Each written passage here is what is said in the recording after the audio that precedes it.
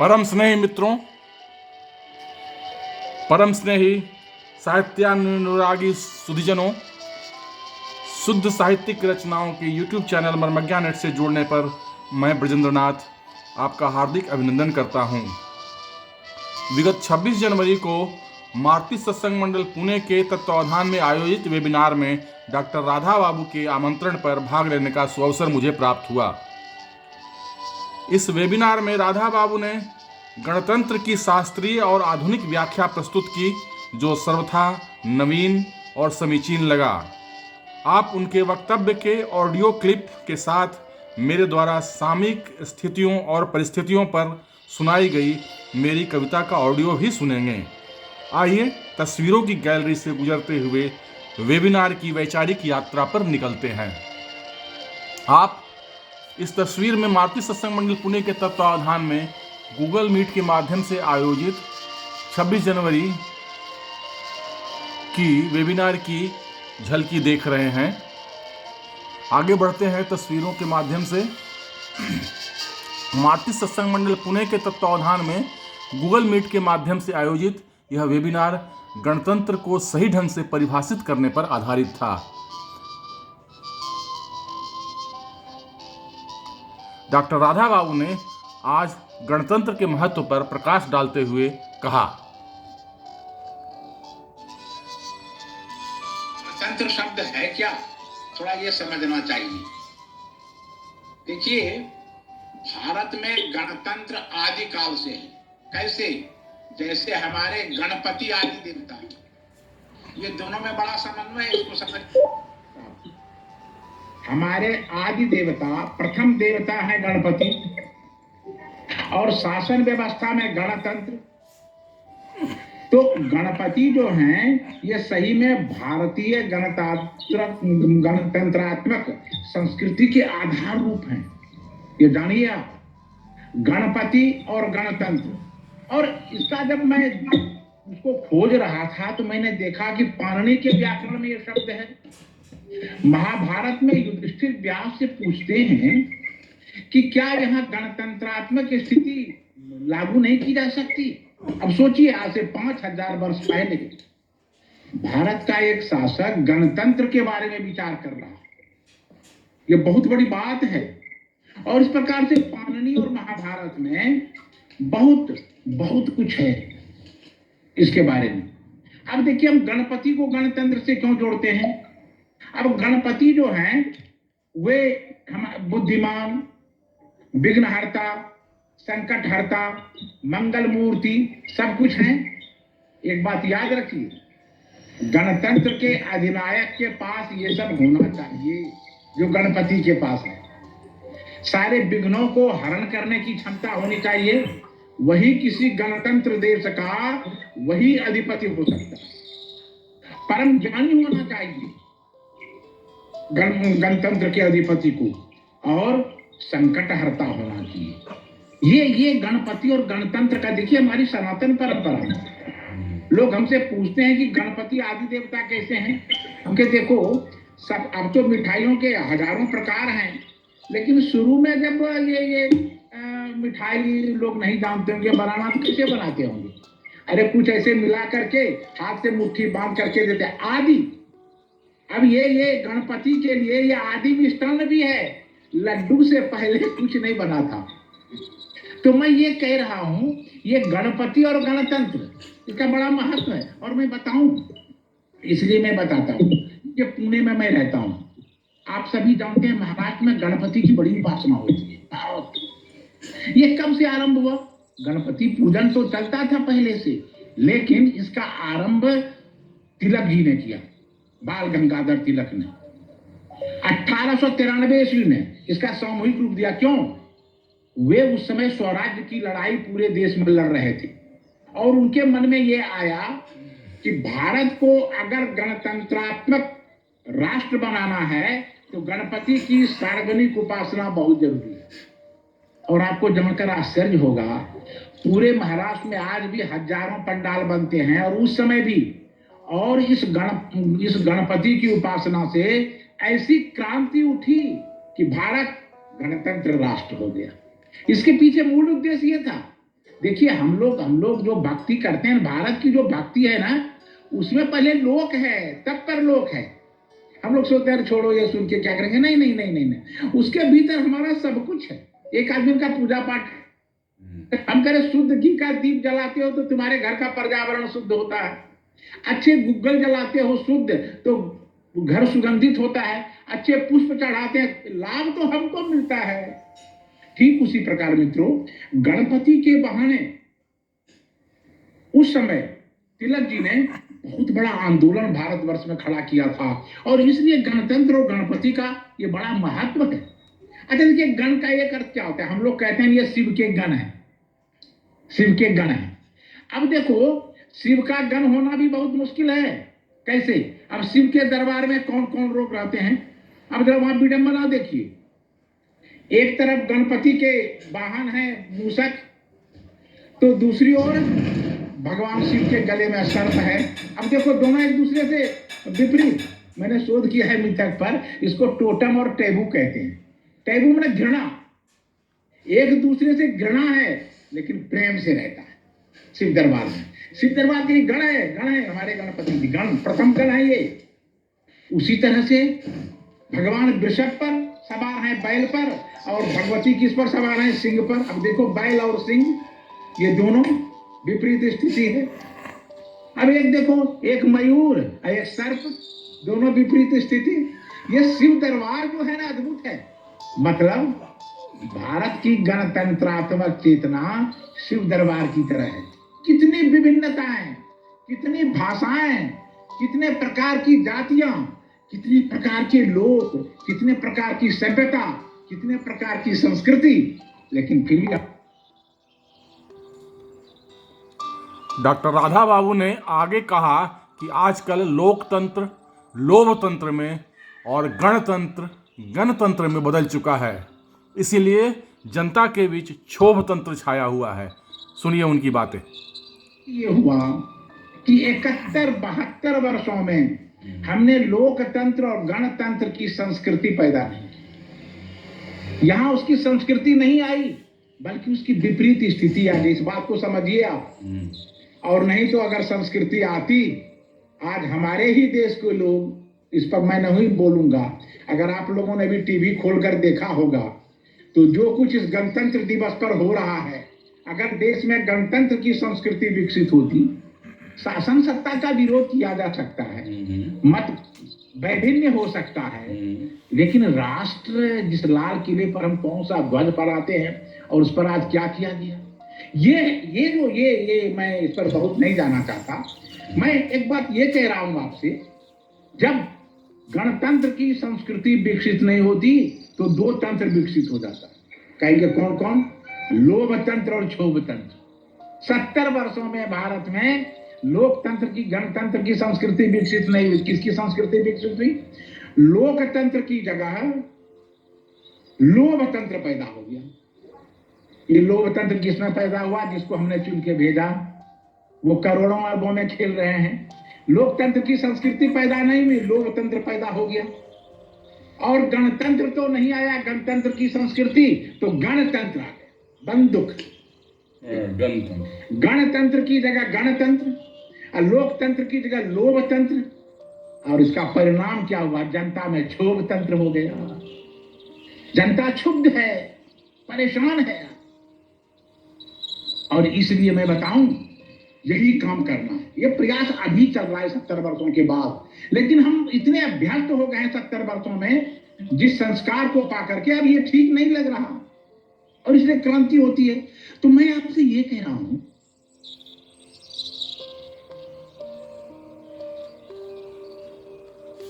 उन्होंने आगे कहा कि परार्थ और सुमति की नींव पर ही गणतंत्र का महल खड़ा होता है।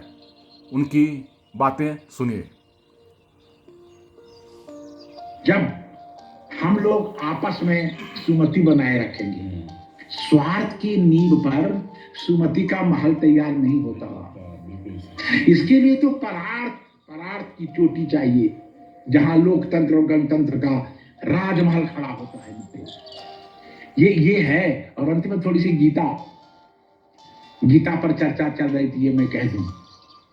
श्री कृष्ण ने गणतंत्र की जितनी रक्षा की ना, उतनी किसी ने रक्षा नहीं की। आप कहेंगे कैसे? गणतंत्र का पहला दायित्व है जो जिसके अधिकार को कोई छीन रहा है, जिसका अधिकार किसी के द्वारा नष्ट कर दिया गया है, जो अपना अधिकार नहीं पा रहा है, उसके पक्ष में खड़ा हो जाना। श्री कृष्ण पांडवों के पक्ष में खड़ा हो गया, क्योंकि जो दुष्ट समूह कौरवों का था वह युधिष्ठिर को च्युत कर देना चाहता था। वह चाहता था कि यह विनष्ट हो जाए। यही युग पुरुष करता है। युग पुरुष यही करता है। जो उपेक्षित है, जो पीड़ित है, जो संतापित है, उसके पक्ष में खड़ा होकर। और एक बात कहूं, लिखा है जयद्रथ वध में, अधिकार खोकर बैठ रहना यह महादुष्कर्म है, न्यायार्थ अपने बंधुओं को दंड देना धर्म है। लोग पूछते हैं कृष्ण ने ऐसा करवा दिया? नहीं।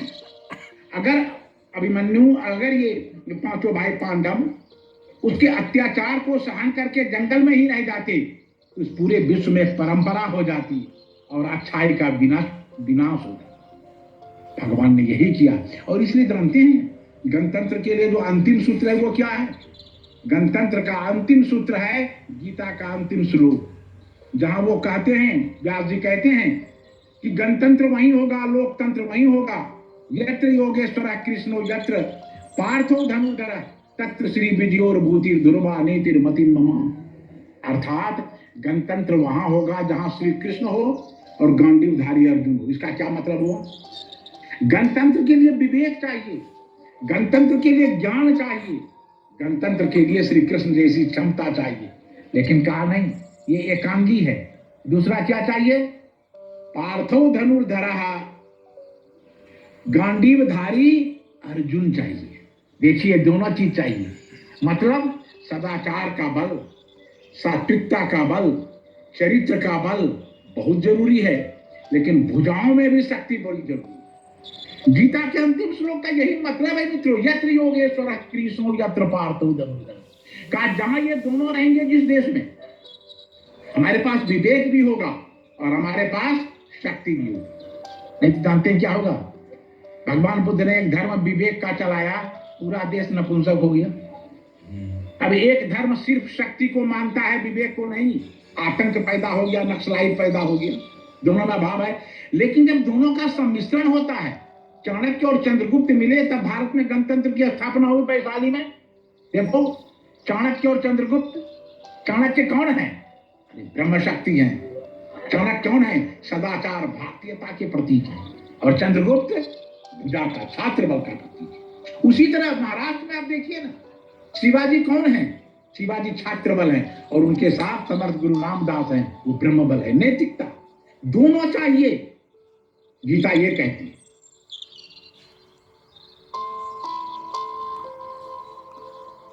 उन्होंने अपने अंतिम वक्तव्य में कहा कि संस्कृति से मनुष्य की प्रकृति बदल जाती है। सुनिए उनका अंतिम वक्तव्य। कि भारत का गणतंत्र, लगता होगा आपको कि ये सब सारी सैद्धांतिक बातें हैं, लेकिन हमें जानना तो चाहिए। प्रयास भी हो रहे हैं, ये बात मानिए, और हम उस ओर बढ़ रहे हैं। लेकिन जब विकृति, संस्कृति की जब विकृति आती है ना, तो मनुष्य की प्रकृति बिगड़ जाती है। हमारी प्रकृति आजादी के बाद और बिगड़ गई है। इस सांस्कृतिक गणतंत्र की सांस्कृतिक चेतना को समझने के लिए हमें अपने सनातन परंपरा में आना होगा, और वहां गणपति की संस्कृति को समझना होगा, श्री राम की संस्कृति को समझना होगा, और श्री कृष्ण की गीता की संस्कृति को समझना होगा। अगर इसको हम नहीं समझेंगे तो आज के गणतंत्र को नहीं समझेंगे, नहीं समझ सकते। आज तो जाति पाति ये वो, और सबरी के आश्रम में भगवान राम ने जाके क्या कहा? जाति पाति कुल धर्म बढ़ाई, धन बल परिजन गुण चतुराई, भगत ही न नरसो है कैसा बिनु जल बारी देखिए जैसा। साहब, श्री राम इसीलिए आदर्श है। गांधी जी ने कहा था कि राम राज्य की स्थापना करो। क्यों? सबरी के आश्रम में भी जाकर भगवान घोषणा करते हैं, वहां जाति पाति, झूठे अनझूठे, सब उनके चरण से जो भक्ति की गंगा निकली ना, सब उसे प्रक्षालित होकर पवित्र। गणतंत्र में ऐसे ही प्रतिनिधि की जरूरत। गया से जुड़े डॉक्टर कर्ण और विशेषकर डॉक्टर अरुण ने फिजियो संबंधी उपयोगी टिप्स दिए। इस वेबिनार में भाग लेते हुए आप मेरी तस्वीर और डॉक्टर राधा बाबू द्वारा कविता सुनाने के लिए अनुरोध करना सुनेंगे अगले ऑडियो में। मेरे द्वारा सुनाई गई कविता का ऑडियो आप सुने। माननीय कवि श्री ब्रजेंद्र नाथ मिश्र जी से आग्रह करूंगा अपनी कविता हम लोगों के सामने प्रस्तुत करें। माननीय मिश्र जी। आदरणीय डॉक्टर राधा बाबू, मेरी आवाज आ रही है? जी आ रही। आदरणीय doctor Radha Babu, Ramesh Rai ji, Ramesh Punia ji, doctor Karn, doctor S N Arun, Ajit Babu और मारुति सत्संग मंडल से जुड़े तमाम भाई बहन, जैसा कि राधा बाबू ने कहा कि आज गणतंत्र दिवस है और आज का गणतंत्र दिवस शायद इतिहास बन गया। बहुत से कारणों से आपने देखा होगा टीवी में। और ये इतिहास जो है वो अच्छा इतिहास, शायद इतिहास से हटाने की जरूरत पड़े इसको, लेकिन एक पन्ना जरूर जुड़ गया है और बहुत दुख हुआ हम लोगों को। उस पर 2 पंक्तियां हैं, आप भी सुने। जो सरकार में एक द्वंद्व हुआ है, सरकार भी सोच रही है करें क्या करें, नहीं करें, कैसे करें। सरकार में ताकत है लेकिन सरकार में भी द्वंद्व है। तो उस पर मेरी 2 पंक्तियां हैं। द्वंद्व कहां तक पाला जाए, द्वंद्व कहां तक पाला जाए, युद्ध कहां तक टाला जाए। तुम भी हो शिवा के वंशज, फेंक जहां तक भाला जाए। वाह वाह वाह, बहुत अच्छे। द्वंद्व कहां तक पाला जाए, युद्ध कहां तक टाला जाए, तुम ही हो शिवा के वंशज, फेंक जहां तक भाला जाए। और जिस सिक्के में अंकित हो भारत दोनों तरफ, जिस सिक्के में अंकित हो भारत दोनों ओर, वही सिक्का फिर से उछाला जाए, वही सिक्का फिर से उछाला जाए। वाह, बहुत बढ़िया। और अब मेरी कविता गणतंत्र दिवस पर ही है। और 2 दिन पहले हमने पराक्रम दिवस मनाया था। जी। उस पर कुछ पंक्तियां हैं और उसके बाद गणतंत्र दिवस पर है। मैंने तो सोचा था कि हर साल गणतंत्र दिवस पर कुछ न कुछ सवाल मेरे रहते थे, लेकिन इस गणतंत्र दिवस पर मैंने सोचा था कि कोई सवाल नहीं रहे, और वही है से मेरा हेडलाइन है, वही मेरा टाइटल है कि इस गणतंत्र नहीं है कोई भी सवाल। तो सबसे पहले पराक्रम दिवस पर कुछ पंक्तियां सुने। अब देश जागृत हो रहा, नेताजी को जल्द बुलाओ, सो रहा जो युवा आज, उसे उठाओ उसे जगाओ। अब देश जागृत हो रहा, नेताजी को जल्द बुलाओ, सो रहा जो युवा आज, उसे उठाओ उसे जगाओ। नई क्रांति की बालो, नई क्रांति की चलो बालो मिसाल। अब इस गणतंत्र नहीं है कोई भी सवाल, अब इस गणतंत्र नहीं है कोई भी सवाल। पराक्रम दिवस पर नेताजी के तप को आत्मसात करो। पराक्रम दिवस पर आज साथ आत्मसात क्या होता है तो ये स्थिति नहीं होती। पराक्रम दिवस पर नेताजी के तप को आत्मसात करो, उस स्वतंत्रता के मत वाले का युद्ध घोष ले साथ चलो। बहुत अच्छे। उस स्वतंत्रता के मत वाले का युद्ध घोष ले साथ चलो। जाग रहा है देश, नाच रहा है अरि पर काल। इस गणतंत्र नहीं है कोई भी सवाल, इस गणतंत्र नहीं है कोई भी सवाल।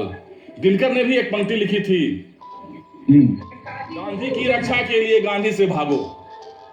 एक कविता है, मैंने पढ़ी, हाल में पढ़ी थी, परशुराम की प्रतीक्षा में एक कविता है, गांधी की रक्षा के लिए गांधी से भागो। तो अहिंसा से भागना होगा, अहिंसा की रक्षा के लिए मित्रों। वही मेरी बात है। आगे मेरी पंक्तियां सुनिए, उसी पर है कुछ पंक्तियां। भारत नहीं त्रिपिटक लेकर अब शांति प्रस्ताव पढ़ता है। गौतम बुद्ध की जो पुस्तक है उसका त्रिपिटक नाम है, बौद्ध धर्म की। भारत नहीं त्रिपिटक लेकर अब शांति प्रस्ताव पढ़ता है। देश सत्य के लिए जीत की परिभाषा खुद गढ़ता है। भारत नहीं तिब्बत लेकर अब शांति प्रस्ताव पढ़ता है। देश सत्य के लिए जीत की परिभाषा खुद गढ़ता है। विश्व समझे भारत की, विश्व समझे अब भारत की दृष्टि विशाल। इस गणतंत्र नहीं है कोई भी सवाल, इस गणतंत्र नहीं है कोई भी सवाल। जो रहे अब तक भ्रम में, ये सुने पंक्तियां, जो रहे अब तक भ्रम में गंगा जमुनी तहजीब रटा करते थे, वो रहे अब तक घात क्रम में देश को जर्जर किया करते थे, उनकी पहचान हुई टूटा भ्रम जाल। इस गणतंत्र नहीं है कोई भी सवाल, इस गणतंत्र नहीं है कोई भी सवाल। आगे की पंक्तियां सुने। ये जो ओटीटी पर जो तांडव हो रहा है, जो कि हमारी आस्थाओं पर, कई लोगों की आस्थाओं पर जो प्रघात हो रहा है, प्रघात हो रहा है, आघात हो रहा है, उस पर ये पंक्तियां हैं। कुछ छद्म बुद्धिजीवी क्यों आस्थाओं पर करते हैं प्रहार, कुछ छद्म बुद्धिजीवी क्यों आस्थाओं पर करते हैं प्रहार। उन्हें पता होना चाहिए कि यह देश को नहीं है स्वीकार, यह देश को नहीं है स्वीकार। समझो हमारी भाषा वरना जाओगे पाताल। इस गणतंत्र नहीं है कोई भी सवाल, इस गणतंत्र नहीं है कोई भी सवाल। और ये अंतिम पंक्तियां हैं। आओ देश के लिए, आओ देश के लिए जगाओ अंगार को, आओ देश के लिए जगाओ अंगार को, आओ देश के लिए स्वर दो हुंकार को, आओ देश के लिए जगाओ अंगार को, आओ देश के लिए स्वर दो हुंकार को, आओ देश के लिए गुंजाओ दहाड़ को, आओ देश के लिए झुकाओ पहाड़ को। फिर से सुनिए पंक्तियां। आओ देश के लिए जगाओ अंगार को, आओ देश के लिए स्वर दो हुंकार को, आओ देश के लिए गुंजाओ दहाड़ को, आओ देश के लिए झुकाओ पहाड़ को। जवानियों में धधक रहा है, जवानियों में धधक रहा है लाल लाल ज्वाल। इस गणतंत्र नहीं है कोई भी सवाल, इस गणतंत्र नहीं है कोई भी सवाल। बहुत अच्छे, बहुत बढ़िया, बहुत बढ़िया, बड़ी प्रासंगिक कविता थी, बड़ी यथार्थ कविता। अच्छा मिश्रा जी, बहुत अच्छा एकदम। आपका युग बोध अनुकूल कविता है आपकी। हाँ, बहुत महत्वपूर्ण, बहुत सुंदर। हाँ, अब राय साहब धन्यवाद ज्ञापन कर दीजिए। मारुति सत्संग मंडल पुणे के सचिव रमेश कुमार राय जी ने अपना वक्तव्य दिया और धन्यवाद ज्ञापित किया। इसके बाद इस वेबिनार का समापन हुआ। तो मित्रों, मेरी अन्य कविताएं, मेरी कविता संग्रह कौंध को अमेजन किंडल के नीचे दिए गए लिंक से डाउनलोड कर पढ़ें और अपने विचारों से अवश्य अवगत कराएं। मेरे इस चैनल को सब्सक्राइब करें, बस इतना सा अनुरोध है। लाइक और शेयर करें और बेल आइकन अवश्य दबा दें ताकि कोई भी नया वीडियो अपलोड होने पर उसकी सूचना आपको मिल जाए। धन्यवाद। फिर मिलते हैं एक निश्चित अंतराल के बाद किसी कविता या कहानी के साथ। धन्यवाद, बहुत बहुत धन्यवाद।